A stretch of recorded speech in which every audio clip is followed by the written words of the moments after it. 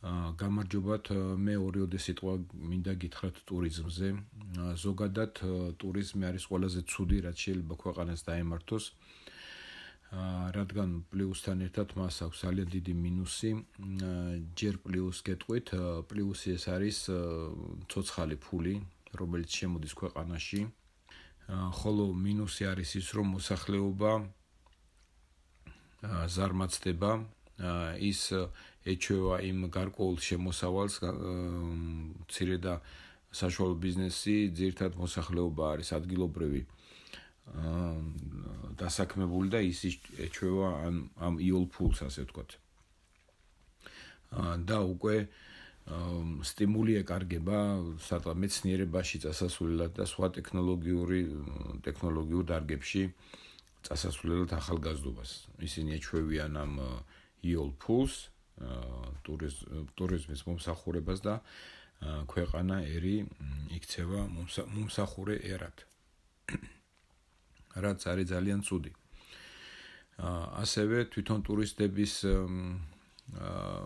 ასე ვთქვათ ტიპს რაც შეეხება, ეხლა რომ არაფერი დამაბრალონ ძალიან ჭკვიანებმა, ვიტყვი რომ რუსეთიდან მოზიდული ტურისტები უფრო მომგებიანია საქართველოსთვის, რადგანაც რუსეთში ფაქტიურად ძალიან დიდი რაოდენობა ხალხია რუსეთის შუაგულ და ჩრდილოეთ ნაწილებიდან, რომლებსაც უბრალოდ ხიდან ვაშლის მოწყვეტა ენატრებად და არიციან ეს რა არის და როგორღაც მათთვის საქართველო არის ერთგვარი ახალი აღმოჩენა, ასე ვთქვათ.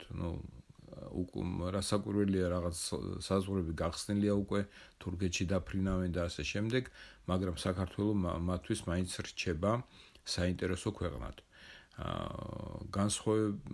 გარდა ევროპისა დაუშვათ. ევროპისთვისაც რაღაც გასტროტურიზმი არის საინტერესო საქართველო თავის რაღაც სიძველეებით, მაგრამ ევროპის ესე იგი კლიმატი ამინდი დაახლოებით იდენტურია საქართველოს კლიმატისა. ამიტომ ჩვენი ქვეყანა უფრო მომხიბვლელი არის ჩრდილოეთი ქვეყნებისთვის, იგივე სკანდინავიისთვის დაუშვათ თუ მაინც ევროპაზეა საუბარი, ხო?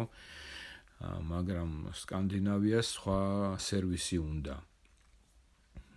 იქაურ ტურისტს სხვა მოთხოვნები აქვს. და რუს ტურისტს არ აქვს ესეთი დიდი მოთხოვნები და საქართველოში ძალიან ბევრი ადგილია, სადაც შეიძლება რაღაც სასტუმრო სახლების მოწყობა, ოჯახური სასტუმროების მოწყობა და იმის მაგივრად რომ ჩვენი ქალბატონები წავიდნენ სადღაც იტალიაში და იტალიურ პენსიონერს მოუარონ, ჯობია რომ საქართველოში ყველა სოფელში არის ალბათ რაღაც მაგის საშუალება ყველა რეგიონში რომ გაიხსნას ტურისტული ინფრასტრუქტურა და რაღაც გარკვეულობა რაოდენობის მოსახლეობისა იქ დაკავდეს. განსაკუთრებულად მთაში არის ეს ხელსაყრელი, რომ ქართული მოსახლეობა მთაში დამაგრდეს და მთაში უნდა მოეწყოს სასტუმრო სახლები, საოჯახო სასტუმრო სახლები. გამოიწერეთ და გააზიარეთ არხი, გააკეთეთ დონაცია, ხელი შეუწყოთ არხის განვითარებას და მეკბირდებით, რომ თქვენი აზროვნება უფრო საინტერესო გახდება.